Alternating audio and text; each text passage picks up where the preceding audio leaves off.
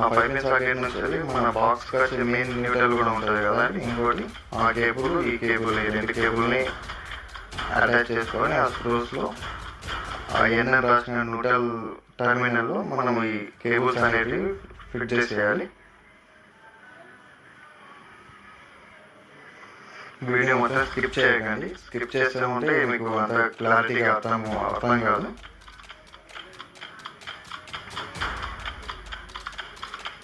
Okay అండి, టైట్గా బిగించేసాను నేను దీన్ని. ఓకే, ఈ బోర్డు వచ్చేసి బోర్డుకి న్యూట్రల్ వైరింగ్ అనేది ఇంతే న్యూట్రల్ వైరింగ్. ఓ 5 పిన్కి న్యూట్రల్, ఇండికేటర్కి న్యూట్రల్, ఇంకో 5 పిన్కి న్యూట్రల్.